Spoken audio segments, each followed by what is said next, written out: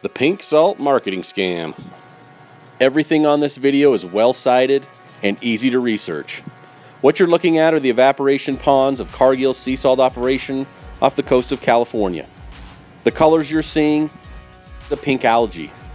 Imagine thousands of feet of ocean water evaporating into a deposit of salt. What color would that salt be? It'd be pink. Does that mean it has more minerals in the ocean? Absolutely not. The algae is actually toxic, and if it had any nutritional value or wasn't poisonous, it would not be washed off from sea salt. Let's find out why that is. The salty water is pumped into what are called concentrators, shallow ponds ringed by levees. Then, sun and wind evaporate much of the water, leaving behind a salty brine. As the increasingly salty water is mixed with brine from other concentrators, a pinkish hue becomes evident in the liquid. And as it gets closer to salt precipitation, it takes on a very pink or reddish color. And that's because of a halophilic organism that lives in the brine, where nothing else can live at that high saline level. This can, and it happens to be pink. And when we drain it off and we wash it, then it turns back to white. So thousands of feet of seawater that evaporated into deposits that are mined today would without question have a pink color to them. Is that pink algae good for us?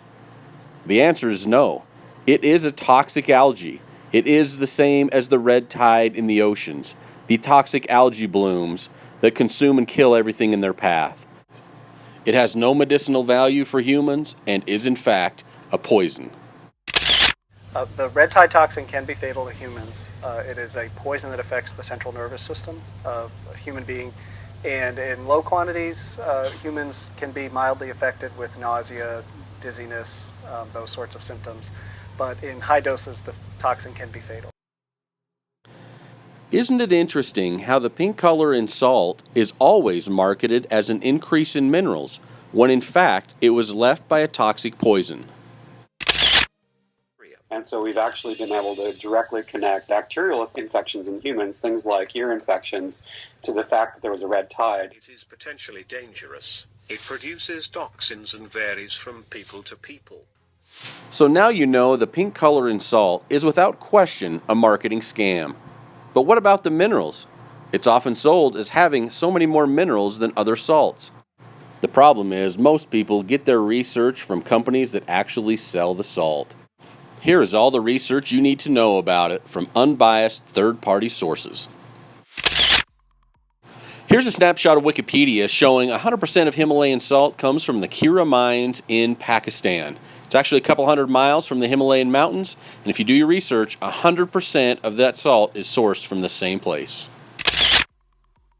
Also from Wikipedia, you can see that 15 specimens of Himalayan salt were tested, and it came out to 98% sodium chloride.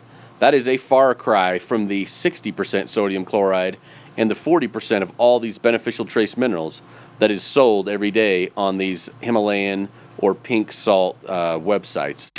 The dirty little secret that most people don't know about pink salt is that 100% of it is sourced and mined using dynamite. Extracted in chunks from the rock face by using explosives and drilling. What could go wrong with dynamiting your food?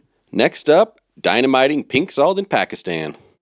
Once the chamber is prepared for the explosive and blasting is complete. We're standing here in a typical mining chamber here in the Kira salt mines, and interestingly, nearly all of the work which is carried out here is carried out manually. Now, the men behind me are preparing 6-foot holes which are running along the entire face behind me of this wall, and then these particular holes will be prepared for gunpowder.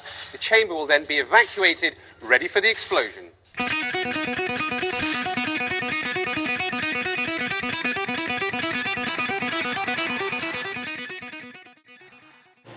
Here's a picture of a guy advertising asthma treatment in that same mine. Salt's ability to absorb impurities is so high that you can sit in the chambers of the mine and it actually treats your asthma. The question is, when you mix dynamite with salt, how do they get rid of the poisonous chemical reaction of the nitroglycerin and the formaldehyde that is absorbed directly into the salt? The answer is they don't. It's still in that pink salt that's blown up with dynamite. Next up is pink salt from the U.S., and you guessed it, they blast it with dynamite. Oceans today, they were saying, what about the acid rain, the toxic waste, the sewage, the garbage, the radiation? The company has seen profitable sales overseas, much of it tied to those issues of purity. While culinary salt packaging is important, industrial uses make up the bulk of sales at Redmond. These huge piles of de-icing salt are 70% of the business here. And just as it looks, it's a job unlike almost any other. Workers harvest the salt some 300 feet below the surface in 40 by 80 foot tunnels that twist and turn for 3 miles. Blasting is a daily occurrence. Wouldn't it be wonderful to find an ancient sea salt that didn't pollute the earth and the salt with dynamite and heavy equipment?